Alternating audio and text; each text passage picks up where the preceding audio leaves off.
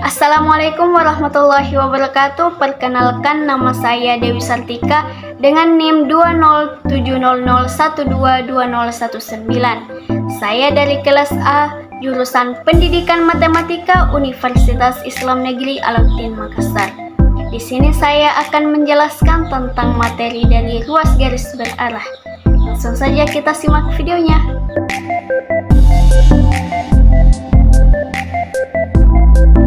Definisi 1. Suatu ruas atau garis berarah adalah sebuah ruas garis yang salah satu ujungnya dinamakan titik pangkal dan ujung yang lain dinamakan titik akhir. Contoh, apabila A dan B dua titik, lambang AB yang di atas ruas garis berarah, itu lambangnya ruas garis berarah. Panahnya cuma setengah yang bagian atas saja. Kita gunakan sebagai ruas garis berarah dengan pangkal A dan titik akhir B. Jadi pangkalnya itu adalah A dan titik akhirnya B. Ini panahnya tidak boleh dibalik karena sesuai dengan yang ini, ruas garis berarah AB. Jika di sini misalkan ruas garis BA, maka panahnya juga B ke A. Karena di sini A ke B, maka panahnya A ke B. Pangkalnya A, titik akhirnya B. Nah, perlu kita ingat kembali bahwa dalam garis itu ada yang namanya ruas garis, sinar garis, ruas garis berarah, dan sebuah garis. Nah, yang pertama ruas garis AB. Jika kita mengatakan ruas garis AB, berarti garis tersebut mempunyai batas, yaitu batasnya antara titik A dan titik B. Lambang ruas garis itu sebuah garis lurus di atas. Yang kedua, sinar garis. Lambang dari sinar garis yaitu tanda panah lengkap atau sempurna. Sedangkan ruas garis berarah lambangnya juga tanda panah, tetapi panahnya cuma setengah, yaitu hanya bagian atas. Nah, sinar garis dan ruas garis berarah jika digambarkan itu seperti ini. Misalkan ruas garis berarah atau sinar garis A ke B, maka panahnya A ke B. A merupakan titik pangkal dan B merupakan titik akhir. Panah di yang B ini kita bisa perpanjang ke kanan, jadi bukan hanya stop di B saja, tapi panahnya bisa kita perpanjang ke kanan. Sedangkan yang di titik A, panahnya hanya memang sampai di situ, tidak boleh diperpanjang ke kiri, karena sesuai dengan arah panahnya bahwa A ke B, jadi A ini merupakan titik pangkal, panahnya tidak boleh lagi diperpanjang. Itu. Yang keempat adalah garis AB. Nah, ini garisnya tidak mempunyai batas, jadi di panah yang di A kita boleh perpanjang ke kiri, panah yang di B juga boleh kita perpanjang ke kanan. Selanjutnya definisi 2. Ruas garis AB ekivalen dengan ruas garis CD. Apabila setengah putaran titik P terhadap titik A sama dengan D, dengan titik P adalah titik tengah dari garis BC. Nah, jadi yang kita ketahui itu baru 3 titik, yaitu titik A, titik B, dan titik C. Untuk membuktikan ruas garis AB ekivalen dengan ruas garis CD, maka langkah yang pertama adalah kita harus menghubungkan garis dari titik B ke titik C, dan kita namakan titik tengahnya itu dengan P. Kemudian titik P ini kita setengah putarkan terhadap titik A, maka hasilnya adalah titik D. Karena ruas garis berarah AB dan ruas garis berarah CD, maka kita dapat menghubungkan garis dari A ke B, C ke D. Sehingga dapat dilihat bahwa ruas garis berarah AB ekivalen dengan ruas garis berarah CD. Contoh, diberikan titik A, B, C, dan F pada bidang Euclides seperti berikut ini. Lukislah titik D sehingga ruas garis berarah AB ekivalen dengan ruas garis berarah CD. Dan lukislah titik E sehingga ruas garis berarah AB ekivalen dengan ruas garis berarah EF. Nah, yang diketahui di sini itu baru 4 titik, yaitu titik A, titik B, titik C, dan titik F. Untuk membuktikan bagian A, ruas garis AB ekuivalen dengan ruas garis CD apabila setengah putaran titik P terhadap titik A sama dengan D, dengan P titik tengah dari garis BC. Nah, jadi langkah pertama yang harus kita ambil adalah menghubungkan garis B dan C dan menentukan titik tengahnya. Kita namakan titik tengahnya ini dengan titik P, kemudian titik P ini kita setengah putarkan terhadap titik A, maka hasilnya adalah titik D. Maka terbukti bahwa ruas garis berarah AB ekuivalen dengan ruas garis berarah CD. Nah, untuk membuktikan bagian B, ruas garis berarah AB ekuivalen dengan ruas garis berarah EF apabila setengah putaran titik Q terhadap titik B sama dengan E, dengan Q titik tengah garis AF. Nah, jadi langkah pertamanya yaitu kita harus menghubungkan garis A dengan garis titik A dengan titik F. Kita hubungkan garisnya, kemudian kita tentukan titik tengahnya. Kita namakan titik tengahnya ini dengan titik Q. Kemudian titik Q ini kita setengah putarkan terhadap titik B, maka hasilnya adalah titik E. Sehingga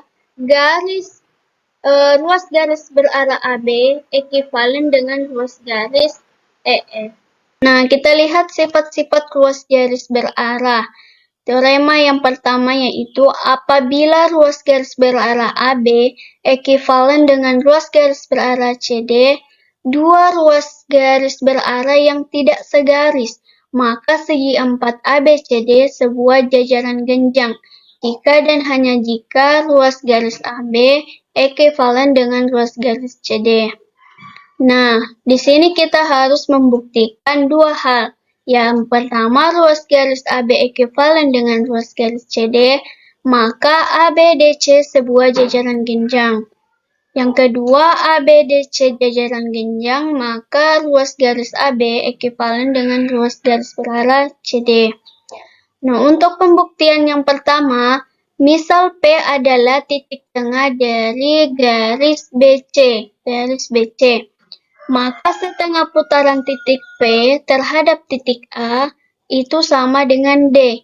Karena AD dan BC ini adalah diagonal-diagonal segi 4 ABDC dan panjang garis AP sama dengan panjang garis PD dan panjang garis BP sama dengan panjang garis PC, maka segi 4 ABDC adalah sebuah jajaran genjang.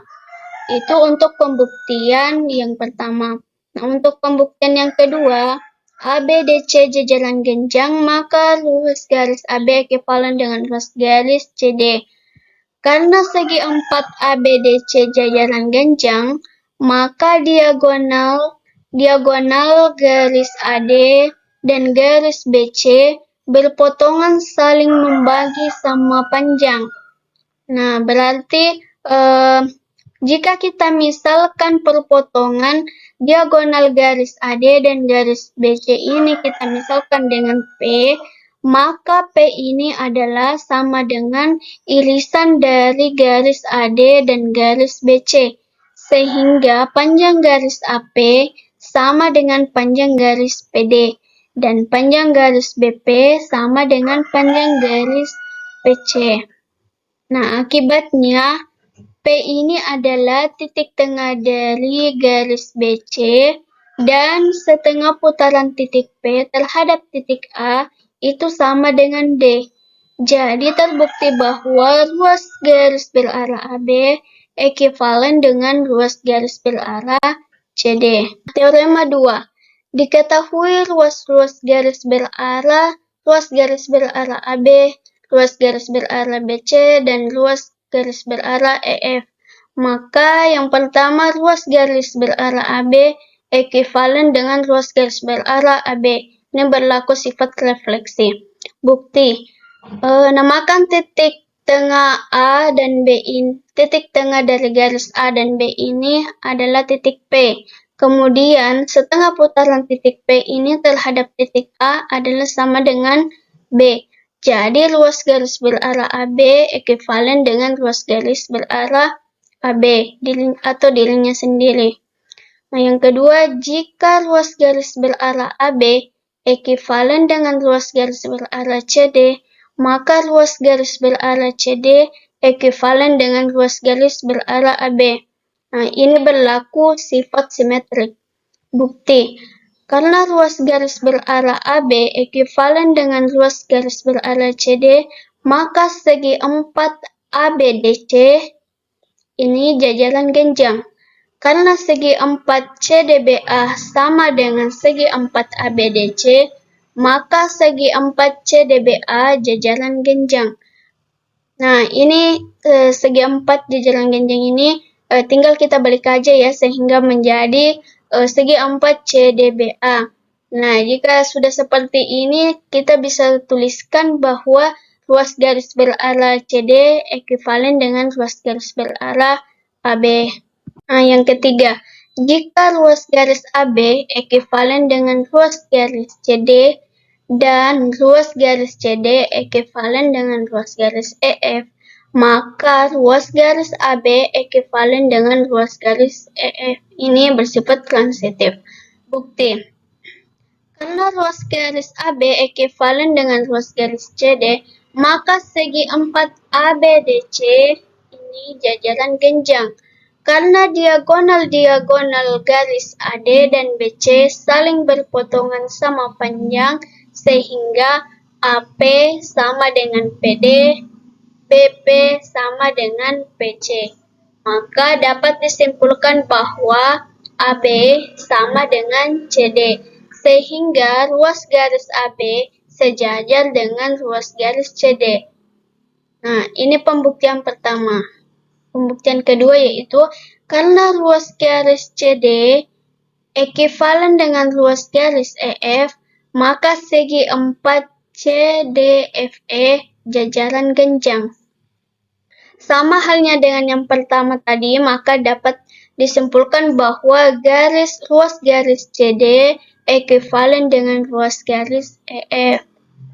Nah, berdasarkan dari persamaan 1 dan 2, dilihat bahwa ruas garis AB sejajar dengan ruas garis CD dan ruas garis CD sejajar dengan ruas garis EF. Maka otomatis ruas garis AB sejajar dengan ruas garis EF. Nah, sekarang kita lihat latihan soal dan pembahasan.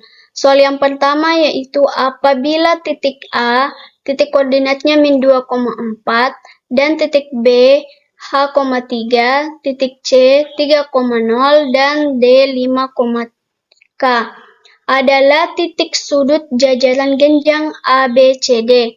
Tentukan nilai H dan K. Penyelesaian. Diketahui untuk membentuk sebuah jajaran genjang, maka ruas garis berarah AB ekuivalen dengan ruas garis berarah CD. Sehingga rumusnya XB dikurang XA, YB dikurang YA, sama dengan XD dikurang XC, YD dikurang YC. Jadi ini nilainya kita tinggal substitusi saja dari sini. Nah, XB dikurang XA. XB-nya kan nilainya H, dikurang XA nilainya min 2. Min 2 dikali minus jadi positif 2. YB-nya 3 dikurang YA-nya 4. Jadi 3 dikurang 4. XD-nya 5 dikurang XC-nya 3. Dan YD-nya K dikurang YC sama dengan 0. Kurang 0. Jadi H tambah 2 dikurang S, min 1. 3 dikurang 4 jadi min 1. 5 dikurang 3 jadi 2. K dikurang 0 jadi K. H tambah 2. Jadi untuk mencari nilai H dan K-nya, maka H tambah 2 sama dengan 2. Ini kedua ruas kita kurangkan dengan 2. Jadi H tambah 2 dikurang 2 sama dengan 2 dikurang 2. Jadi hanya sama dengan 0. Kemudian untuk nilai K, langsung saja K sama dengan min 1. Jadi K-nya sama dengan min 1. Jadi nilai H-nya itu sama dengan 0 dan K sama dengan min 1. Selanjutnya untuk contoh soal yang kedua. Diketahui titik A 0,0, titik B 5,3, dan titik C min 2,4. Tentukan A titik R sehingga ruas garis berarah AR ekivalen dengan ruas garis berarah BC. Penyelesaian. Untuk menyelesaikan yang bagian A titik R sehingga ruas garis berarah AR ekivalen dengan ruas garis berarah BC, kita misalkan titik R ini titik koordinatnya itu X, Y, maka ruas garis berarah AR ekivalen dengan ruas garis berarah BC, dan maka rumusnya itu XL dikurang XA, YL dikurang YA sama dengan XC dikurang XB, YC dikurang YB. Nah, kita tadi kan misalkan koordinat titik R-nya itu X, Y, maka XL-nya kita ganti X, YL-nya kita ganti Y. Karena XA dan Y-nya adalah 0,0, maka di sini X dikurang 0, Y dikurang 0, sama dengan XC dikurang XB juga kita substitusi. XC-nya min 2, X dikurang XB-nya 5, jadi min 2 dikurang 5. Dan YC-nya 4 dikurang YB-nya 3, jadi 4 dikurang 3. Nah, untuk mencari nilai X dan Y-nya atau koordinat titik R-nya yaitu X, langsung saja min 2 dikurang 5. Min 2 dikurang 5 yaitu min 7, jadi X dikurang 0 sama dengan min 7. Jadi X-nya sama dengan min 7. Dan Y-nya sama dengan Y dikurang 0 sama dengan 4 dikurang 3. Jadi Y-nya sama dengan 1. Maka koordinat titik R itu X, Y sama dengan min 7,1. Itulah tadi penjelasan materi dari saya. Semoga bermanfaat. Silahkan like,